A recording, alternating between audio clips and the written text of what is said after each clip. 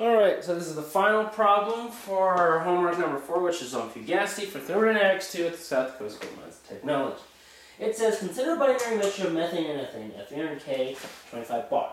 Soon the system can be represented by the Gödel equation truncated by its second term. So, in this case, Z is equal to 1 plus B prime mix of P.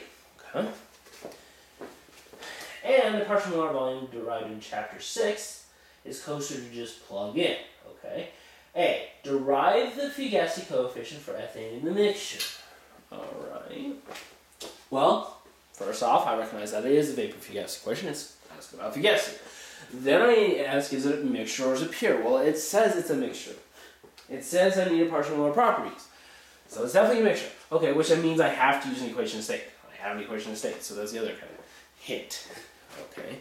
Now I need to decide which equation do I use. Do I use natural log of phi hat I equals partial molar z, 1, or I, minus 1 dp over p from 0 to p, or do I use natural log of phi I hat equals natural log of 1 over z minus infinity to v partial molar, well, not partial molar, dnz dni tp tv nj not equal to I minus 1 dv over v. And I'm going to do that one. Which one do I choose? Well, I look at, I make sure I'm in Z. I'm already in Z, that's good. And then I look at what's left. Well, there's P's, so I'll use that top one. Okay. So, I need to do partial molar Zi. Well, partial molar Zi is the same thing as P partial molar Vi over RT, because PR and T are constant. So I can just multiply them to that one to get that. Okay, well, what about partial molar V1? Oh, well, actually, it's asking for component 2. So I want partial molar V2. And so if I look in my book, which has already derived it, and we did it in class too, so if I multiply everything by P over RT, I get partial molar Z2 is equal to 1 minus, minus P over RT times, partial molar B of component 2. What's partial molar B of component 2 equal to? Well, that's equal to,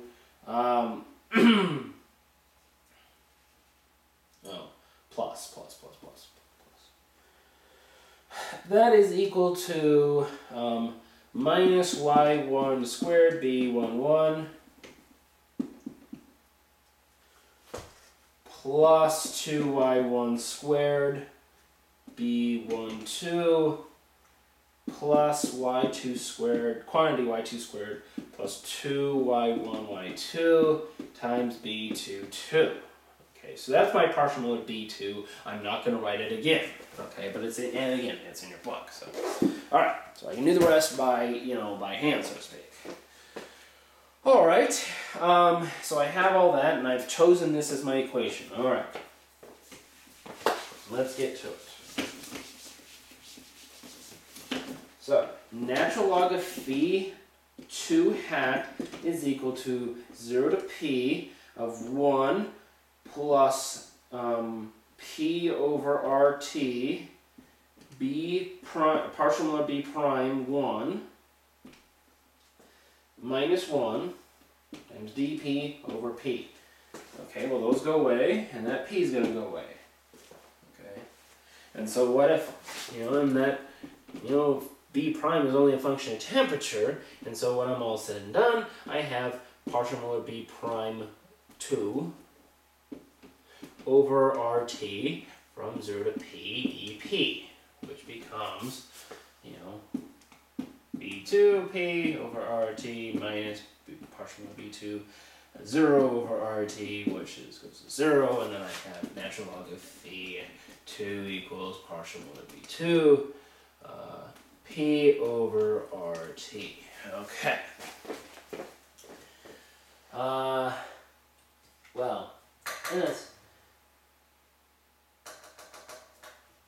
okay. And then it says just calculate. Well, you know, I just plug in my numbers. Okay, I've already got partial of B2 somewhere. I'll plug that in. I've already got P somewhere in T. I just plug it in. But that, that's all I want. Okay, for part A and essentially part B. But I'll just plug it in for part B. Okay. But I'll let you do the numbers. Part C says derive the fugacity coefficient, assuming Lewis-Fugacity rule applies. Well, what does Lewis-Fugacity rule applies actually ask? It asks you, hey, well, let's just assume that was natural log of phi2, not natural log of phi hat 2. And so my choice now becomes,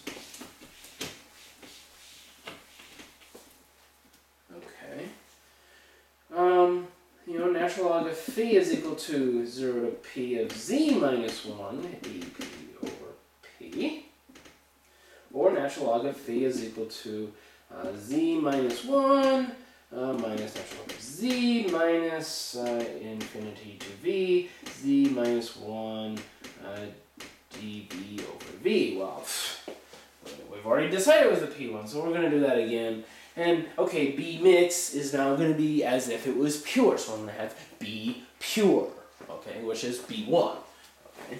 So I have natural log of phi is equal to 0 to P of Z. Already got that. So 1 plus B1P minus 1 dP over P. Oh, that goes B prime. Yeah, that goes away.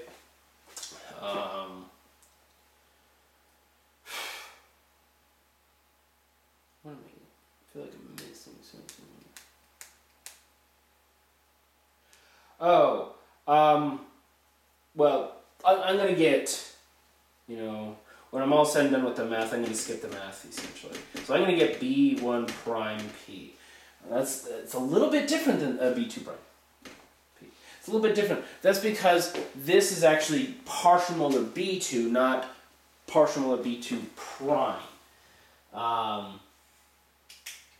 And I think, the B's I'm given are that. And so, really, because I was giving, partial molar V, right? Well, those were those were using B's, not B primes.